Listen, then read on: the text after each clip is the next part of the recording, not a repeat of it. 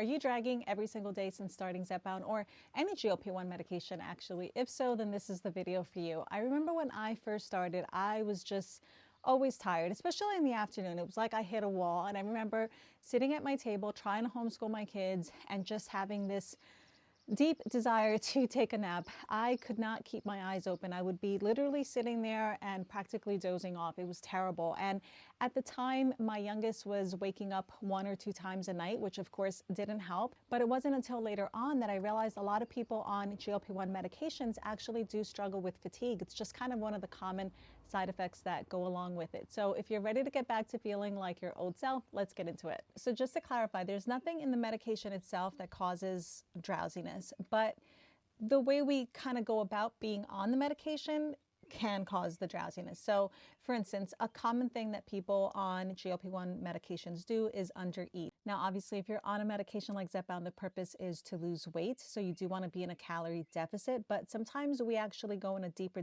deficit than we have to. And that constant undereating can lead to fatigue. Another thing is not getting enough protein and carbs. Those are things that fuel our body and give our bodies energy. And if you're not getting enough of that, you're most definitely going to be dealing with fatigue. And going back to not eating enough, that could actually cause you to not get enough of the nutrients that your body needs to feel energized. And then of course, it could just be that your body needs time to get used to the medication. So for me, it was probably that first month or two. It's hard to remember now because it's been over a year, but it was probably that first month or two where I was dealing with that kind of like extreme fatigue where I felt like I could fall asleep standing up. But then after that, I guess, my body adjusted and I started to feel much better. But if you're currently in that state and you're just feeling exhausted all the time, let's get into tip number 1, because I think this is an important one. And that is to prioritize protein early in the day. When your appetite just isn't there and you're barely hungry, it's easy to go long periods of time without eating and sometimes even skipping meals without meaning to. But some protein early on in the day can actually make a huge difference in your energy levels because it'll help stabilize your blood sugar and prevent that afternoon crash. So it doesn't have to be a ton of protein first thing in the morning, but something like a protein shake is actually a really good idea. So for the first 9 months of my journey, I had a protein shake in the morning and it was easy, it was quick, and I didn't even have to think about it. But it was a great way of getting protein. So the protein itself had about 30, I think it was 30 grams of protein, but I would make it with 2% milk for another 8 grams of protein. So right off the bat, I was getting almost 40 grams of protein for breakfast. So it could be something like that. It could be, scrambling up 2 eggs or just having a cup of Greek yogurt, something simple that you could stick to. But I think it's really, really important to get that protein in early in the day. I think it'll just set the tone for the rest of your day. So definitely prioritize protein, but especially in the morning. Okay, moving on to tip number 2. Okay, so this is a little bit of a hot topic, but not really. It's about electrolytes. So if you're on a medication like Zepbound and you're not eating enough, then chances are good that you're probably not getting enough electrolytes. And not getting enough electrolytes will absolutely lead to feeling tired, fatigued, sluggish, even lightheaded. Personally, I haven't needed electrolytes, but I realize that there can be a place for them, especially in the early days if you're really struggling with eating. So in a case like that, then yeah, it wouldn't be a bad idea to add in some electrolytes, but just don't take it for the sake of taking it, because a lot of so I remember when I started this medication, it seems like Zepbound and electrolytes went hand in hand. Like everybody was taking them, everybody was talking about it. And especially like that Element brand was really big. And it just seemed like that was the thing to do. And I didn't really understand the connection between the two. But now I realize that the connection is if your appetite is just not there, you're not consuming it through the food. And if that's the case, then you're better off taking something to kind of help replenish what you're not able to consume with food. And then of course, there's a place for them if you're working out really hard and you're kind of just sweating everything out. Obviously, in that case, yes, it's important to replenish what your body is losing. I guess my big takeaway here is if you're dealing with fatigue and you know that you're not eating enough food to get all of these, vitamins, minerals, nutrients, then there may be a place for electrolytes in your diet. Don't just go out and take them because you think, you need to do that on this medication. You don't if you're eating enough food. If you're looking to make your own electrolyte drink, I'm going to actually post my sister's recipe for SWITCHEL. And SWITCHEL is basically a homemade, old-fashioned electrolyte drink. And it dates back a long time ago, but basically farmers would drink it, especially during like hay harvest when they were out in the fields working for hours and hours and hours in the summertime. And it was just a good way of them replenishing everything that they lost. So my kids love it. I actually like it too. And maybe you will as well. So, okay, moving on to tip number 3, get moving. So I know when you're exhausted, the last thing you want to do is actually move your body, right? Like you just want to lay down on your bed under your covers and go to sleep.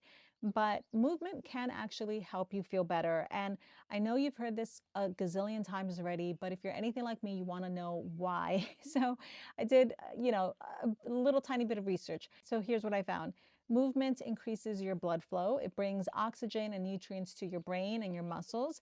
It boosts endorphins and lowers cortisol, and it helps regulate your nervous system after long stretches of being still. So I'm not talking about like a half-hour cardio session or anything like that, but I'm thinking more along the lines of like a short leisurely walk, especially if it's after dinner, that would be even better. Stretching or going outside and doing like some breathing exercises, or even just doing some housework that you've been avoiding, like organizing a closet or mopping the floors or something like that. It doesn't have to be long, 5 or 10 minutes just to get that blood going and your whole circulation going. So remember, body in motion stays in motion.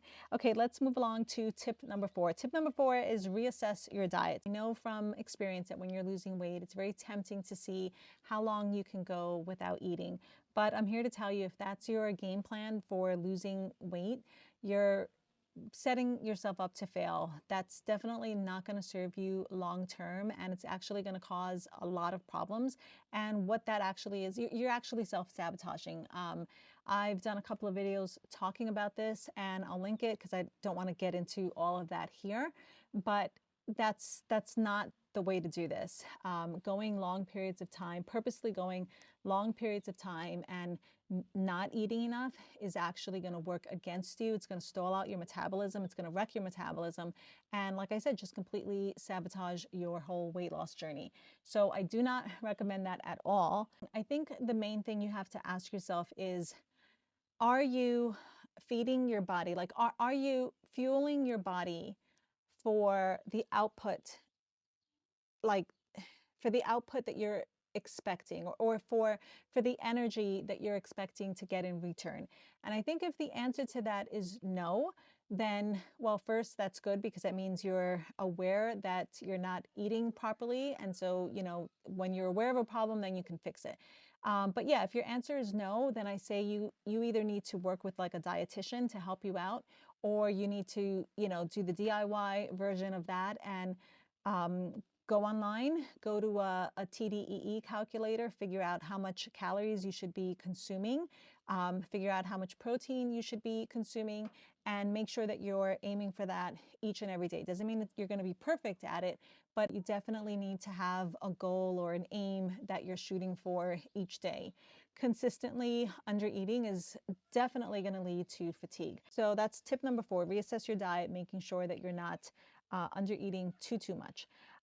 Okay, tip number 5 is get honest about sleep. As women, it's pretty easy for us to kind of put sleep on the back burner, but we need to stop doing that, because sleep makes everything worse, especially on a GLP-1 medication. So these medications can actually interfere with sleep in a couple of ways. Number 1 is you might get reflux if you eat too close to bedtime, because we know that these medications slow down your digestion. Number 2 is low calorie intake can actually raise your cortisol levels, making you feel wired at night. So definitely not conducive to sleep. Also, being dehydrated and lacking some of these electrolytes that we spoke about earlier can interfere with sleep by causing you to wake up during the night. So again, not conducive to a good night's rest. So a couple of things that might help are moving your injection up earlier in the day. So if you're taking it at night and you're finding that you're having a hard time going to sleep, then maybe just try moving it up to the morning. Building a super simple bedtime routine. Going to bed around the same time each night is actually a huge help, and that's because you're actually training your body to produce more melatonin around that time so you can get nice and sleepy. And it's actually the same way that, you know, you can wake up every day around the same time without even needing your alarm clock, because your body just has like an internal clock and it'll just naturally do that.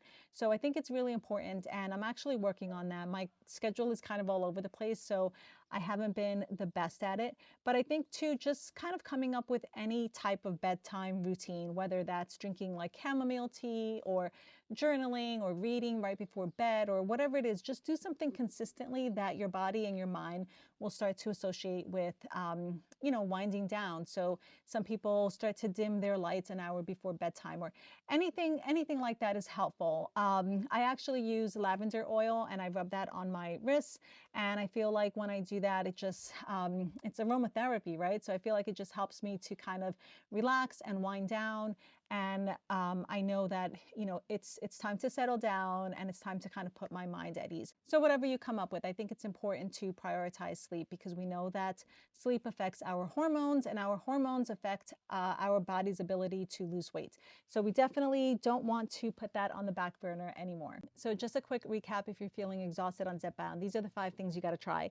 Number 1, protein early in the day. Number 2, consider electrolytes only if your intake is low. Number 3, move your body. Number 4, check in on your food intake. And number 5, get serious about sleep. So which of these do you need the most right now? Let me know in the comments. I'd love to hear what's working for you. And that's going to do it for today, guys. I'll see you on the next one. Bye.